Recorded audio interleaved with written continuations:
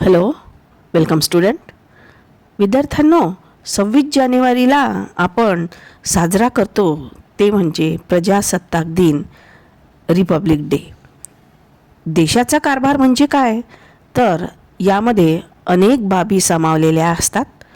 देशांच्या सीमारेषांचे संरक्षण करणे, परकीय आक्रमणांपासून जनतेचे रक्षण करणे, इथपासून ते दारिद्र्य निर्मूलन, रोजगार निर्मिती, शिक्षण व आरोग्य, तसेच उद्योग व्यवसायांना प्रोत्साहन, दुर्बल घटकांचे संरक्षण, महिला व बालके या आदिवासींच्या प्रगतीसाठी उपाययोजना इत्यादी अनेक विषयांबाबत शासनाला कायदे करावे लागतात.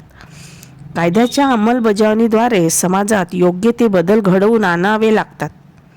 थोडक्यात म्हणजेच काय, तर आधुनिक काळातील शासनाला अवकाश संशोधनापासून ते सार्वजनिक स्वच्छतेपर्यंतच्या सर्व संबंधी निर्णय घ्यावे लागतात. यालाच राज्यकारभार असे म्हणता येईल. व त्यासाठीच उभी झाली ते संविधान. भारताच्या संविधान निर्मितीला इसवी सन 1946 पासूनच सुरुवात झाली. स्वतंत्र भारताचा राज्यकारभार ब्रिटिशांनी तयार केलेल्या कायद्यांनुसार चालणार नाही, तर तो भारतीयांनी स्वतः तयार केलेल्या कायद्यानुसार चालेल, असा स्वातंत्र्य चळवळीतील नेत्यांचा आग्रह होता.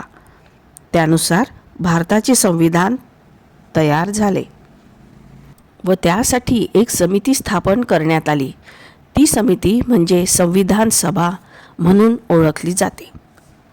आपला देश 15 ऑगस्ट 1947 रोजी स्वतंत्र झाला. तत्पूर्वी भारतावर इंग्रजांचे राज्य होते. इंग्रज सरकारने राज्यकारभाराच्या सोयीसाठी मुंबई प्रांत, बंगाल प्रांत व मद्रास प्रांत यासारखे विभाग पाडले होते. या प्रांतामधील कारभार तेथील लोकप्रतिनिधीमार्फत चालवला जात होता. त्याचबरोबर देशातील काही भागांचा कारभार तेथील स्थानिक राजे बघत होते.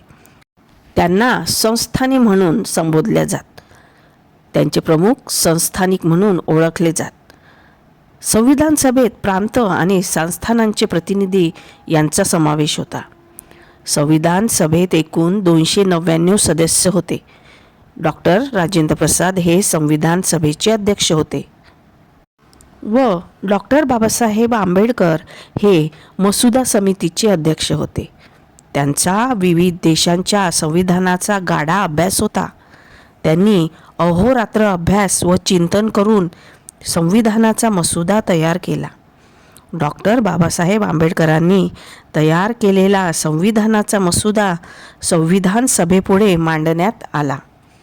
त्यावर कलमावार चर्चा झाली. अनेक दुरुस्त्या सुचवण्यात आल्या. संविधानाचा मसुदा संविधान सभेपुढे मांडण्यात आले व प्रत्येक तरतूद निर्दोष करण्याचे काम करण्यात आले. डॉक्टर बाबासाहेब आंबेडकरांनी ते काम जोखमीने पार पाडले. भारताच्या संविधान निर्मितीतील या योगदानामुळे त्यांना भारतीय संविधानाचे शिल्पकार म्हणतात. संपूर्ण संविधान लिहून पूर्ण झाल्यानंतर संविधान सभेने त्यास मान्यता दिली व त्याचा स्वीकार 26 नोव्हेंबर 1949 रोजी केला. म्हणूनच 26 नोव्हेंबर हा दिवस संविधान दिन म्हणून आपण साजरा करतो. 26 जानेवारी 1950 पासून संविधानातील तरतुदीनुसार देशाचा राज्यकारभार चालवण्यास सुरुवात झाली. या दिवसापासून भारताचे प्रजासत्ताक राज्य अस्तित्वात आले. म्हणूनच 26 जानेवारी हा दिवस आपण प्रजासत्ताक दिन म्हणून साजरा करत असतो. विद्यार्थ्यांनो, तुमच्या वर्गाचा कारभार नियमानुसार चालावा असे तुम्हाला वाटते ना? त्यात कोणत्या नियमांचा तुम्ही समावेश कराल? तर मग वर्गासाठी एक नियमावली तयार करा व वर्गाचा एक प्रमुख तुम्ही त्या पद्धतीने निवडून वर्गाचा कारभार चालवून बघा व अशा रीतीने आपला देश चालवण्यात येतो.